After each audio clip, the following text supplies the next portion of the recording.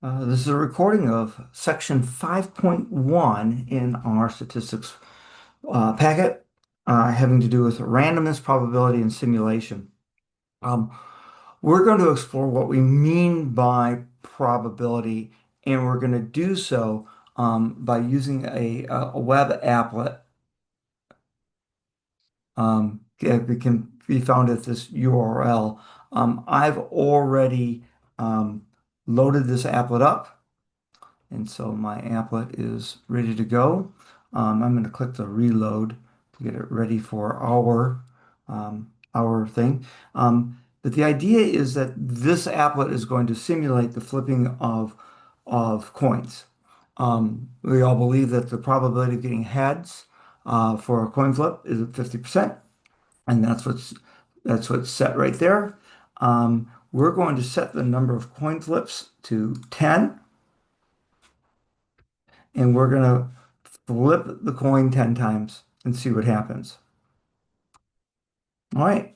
So we can see that we started off with a couple of tails and then a head and then another head and a bunch of heads in a row and then a tail. And ultimately, out of the 10 coin flips, 60% of them were heads. Okay. So if we were to go in here, we'd say what proportion? That'd be 6 out of 10 or zero point 0.6. But let's try that again. Let's hit the reload button next to the controls here.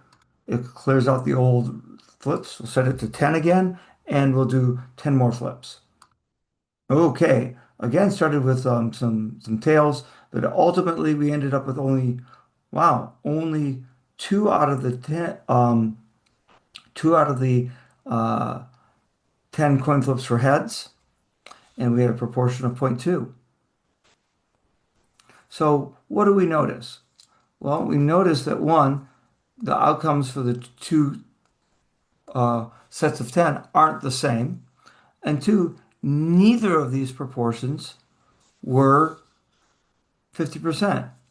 So we have different outcomes.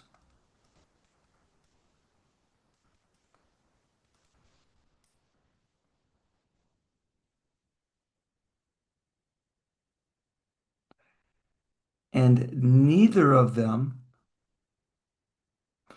were zero point 0.5. Okay. But what if we did more coin flips? What if we did 100 coin flips? So I'll go back to the applet. I'll hit reload. This time I'll type in that I want 100 coin flips. And what do we see? Wow.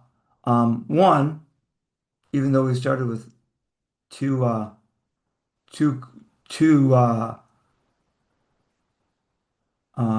heads, ultimately, we end up getting something really, really close to 50%, 46%. So, did we get exactly 50? Did we get exactly 50%? Um, we didn't get 50% heads, but we were closer,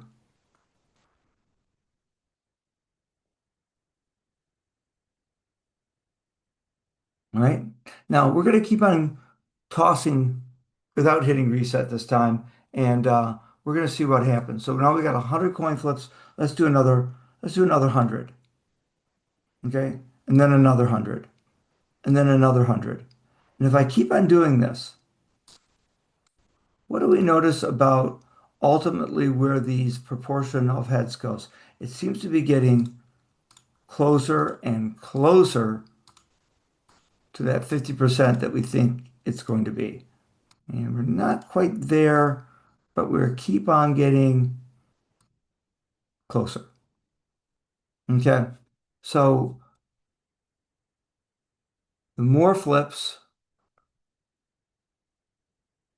equates to closer to this theoretical probability of zero point 0.5. Okay. So what do we mean that um, the probability is zero point 0.5?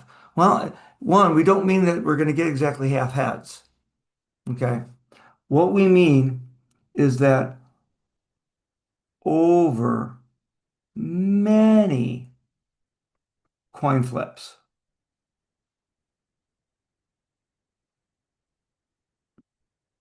the proportion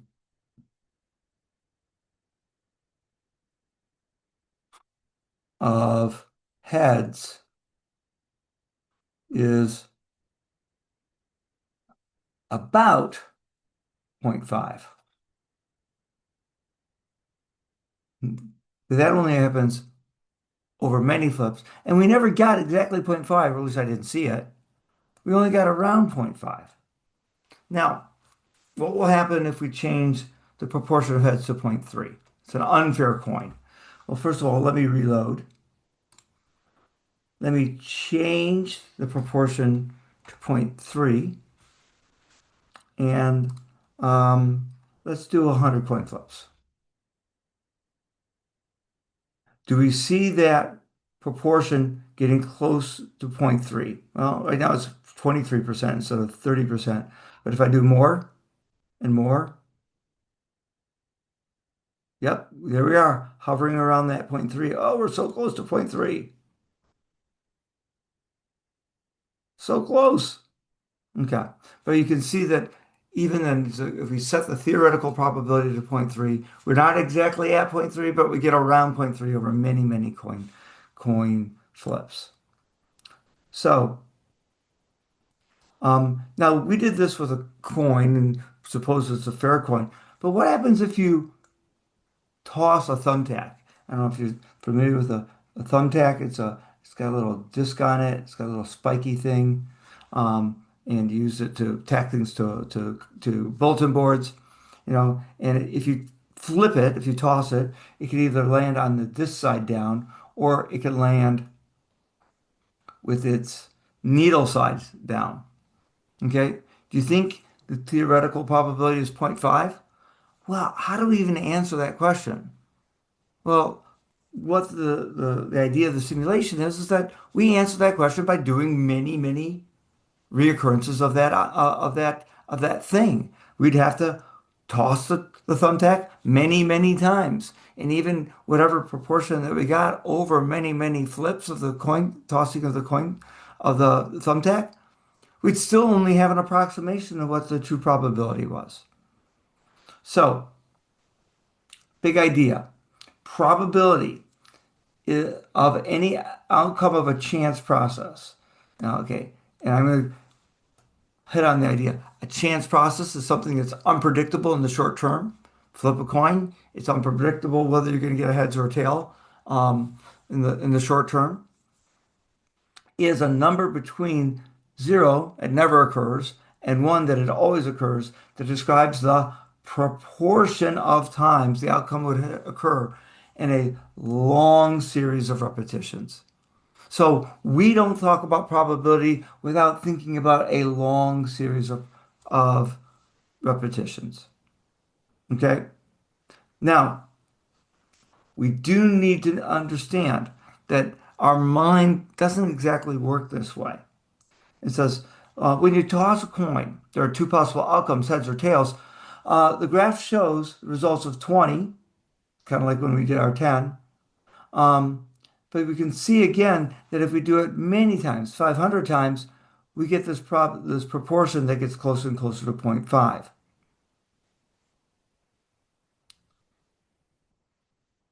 Let's do some checking. The Book of Odds has the probability of randomly selected adults that usually eats breakfast is 0.61. What does the probability 0.61 mean in this settings?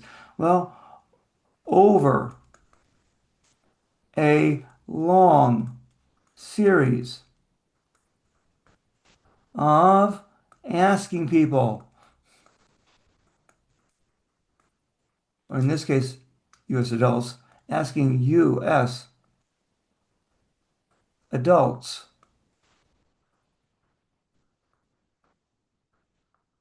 whether they eat breakfast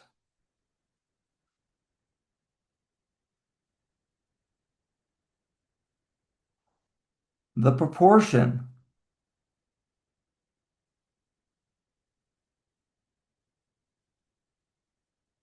that say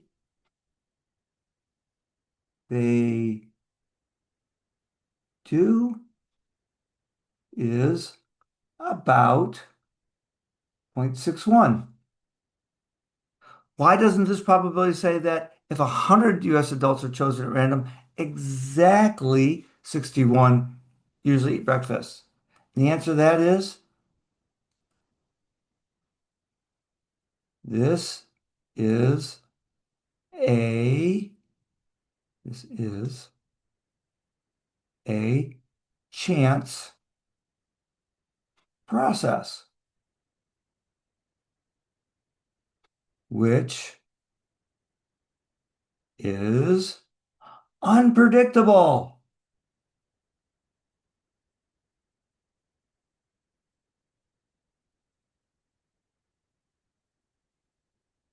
Now, imagine that we did something like, hey, I asked 99 people and I got 60 out of the 99 to say they eat breakfast.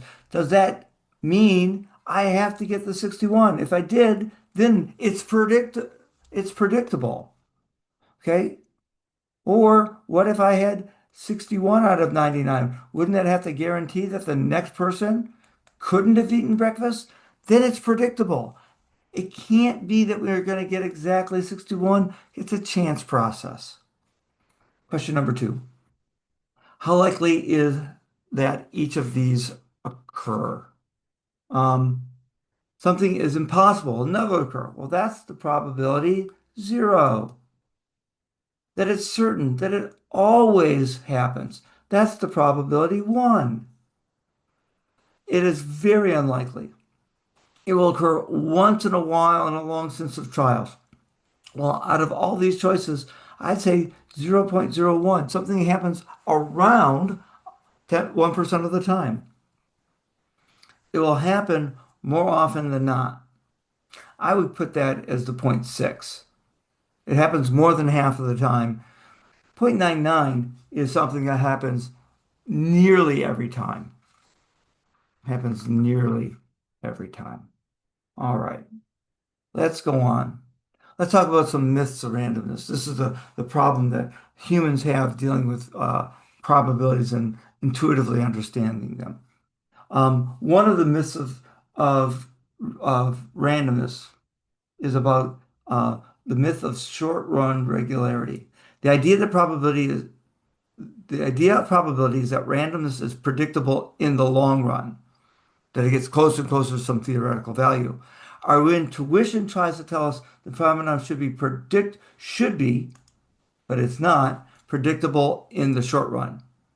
However, probability does not allow us to make short run predictions. For example, let's say I toss a coin 6 times and I say whether I get heads or tails. Well, here's one possibility, a head, a head, tail, tail, and head. Here's another possibility, tail, tail, tail, head, head, head. Which of these is more probable? Answer, these outcomes have the same probability. If I toss 6 coins many, many times, these two occurrences happen about the same regularity. They have the same probability, even though this one doesn't look quite unquote random at all.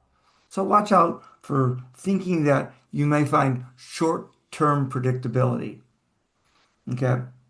There's also the myth about the law of averages. Probability tells us random behavior evens out over the long run. Future outcomes are not affected by past behavior. That is, past outcomes do not influence the likelihood of individual outcomes during the future. So don't fall for the law of averages.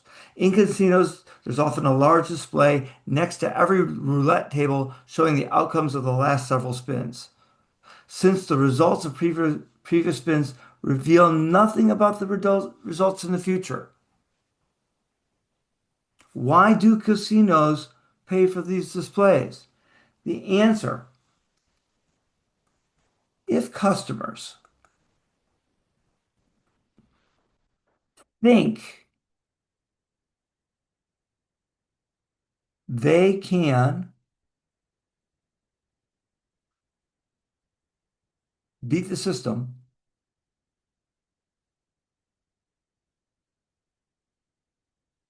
they are more likely to wager. Now, casinos make money based on people wagering. So if they could do something to convince people to wager more, it's all good for their casino. The casino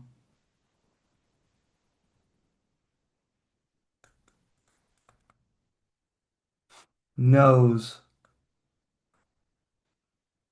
there is no such advantage. But they'll let the gamers think that they can outsmart the system and then wage more money and give more money to the casino. All right. Uh, in this section, there's an activity that we are going to do in class, and we'll take a look at the results of this activity in class. But in general, we do want to talk about how is it that we can perform a simulation having to do with some chance idea. Um, to do a simulation, we really need to ask the question, what's the question of interest for this chance process? And then we need to plan a way to use some sort of chance device to imitate one repetition of the process, explaining clearly how to identify the outcomes of the chance process and what variable to measure. And then actually do all those simulations, and then we'll conclude at the end what we found. Let's take a look at this as an example. It says, at a local high school, 95 students have permission to park on campus. Each month, the student council holds a golden ticket lottery at the school assembly. Two lucky winners are given reserved parking spots next to the entrance. Last month, the winning tickets were drawn by a student council member from the AP statistics class, and when both golden tickets went to members of that same class, people thought it was rigged. There are 28 students at AP Statistics, all of whom are eligible to park. Design and carry out a simulation to decide whether it's plausible that the lottery was carried out fairly. Our planned attack on this, or the question that we're trying to ask, what is the probability that a fair lottery results in two winners from AP Stats? To do this, we're going to say that we have numbered the students who are eligible to park from 1 to 95. All right? And that um,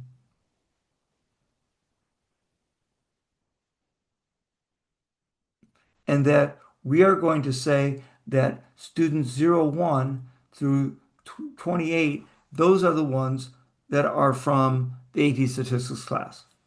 So if we were to say, okay, let's simulate the draw of a lottery, the first two numbers in the random number table were 55 and 58. All right. They're neither of them in the class, and they do not meet the condition that they were both from AP Stats. So this is a no. Okay. Again, neither of them from class, another no. This one's from class, but this one isn't. that's still not the situation where we have two AP statistics students. Neither, that's a no. Yes, ignore, and no. No, no. So far, we've done a bunch of these, and never have we gotten two AP statistics students. These are both no's. This is a no. This is a no.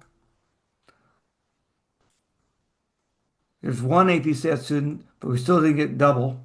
Oh, here's our first double. A yes. We're going to skip this one.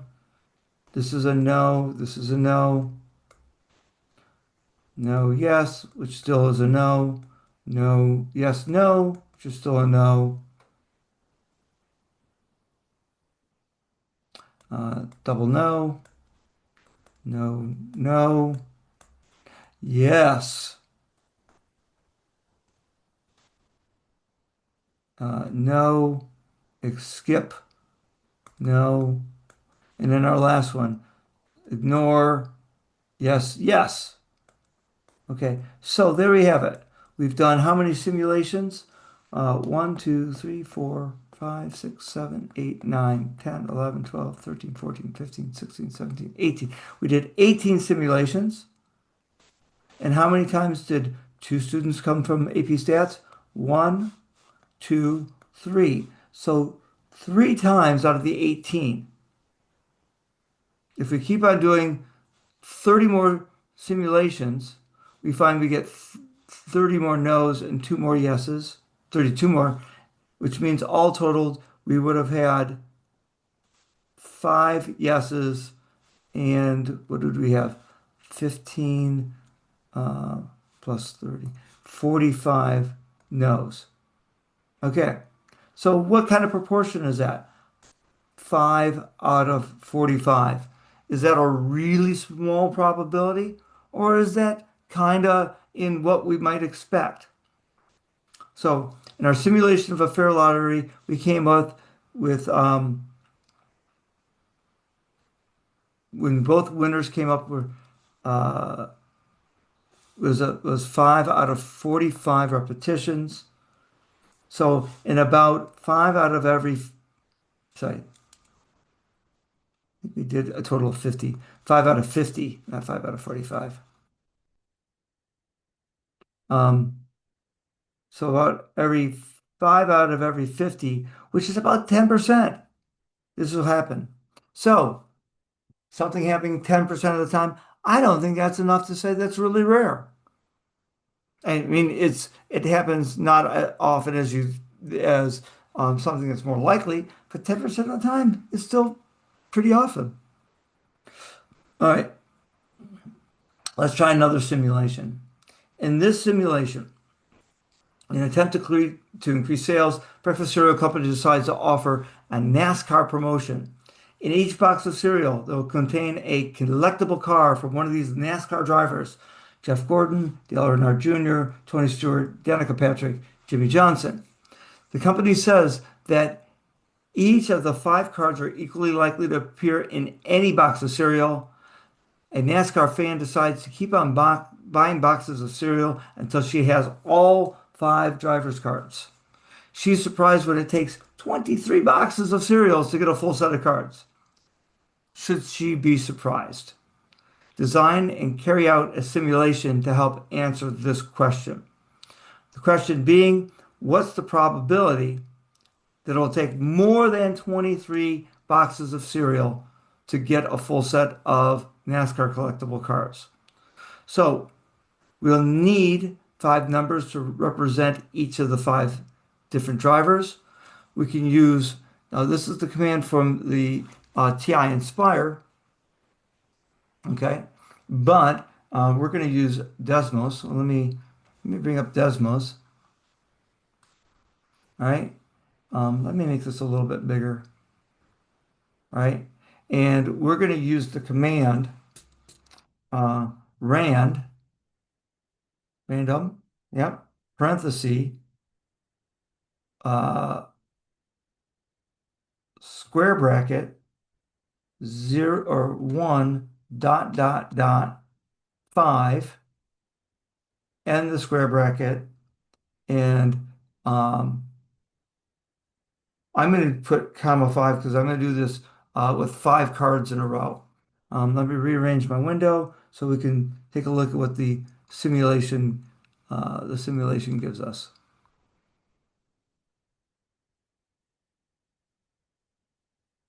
I'm just going to move this over here, and we're going to keep track. We'll keep track of this over here. All right. So I've done my first 5 simulations. And so I've gotten a 1, 4, 2, 5, 1. So I've got the 1, I've got the 2, I got the 4, I got the 5. Okay, the only thing I'm missing now is a 3, right?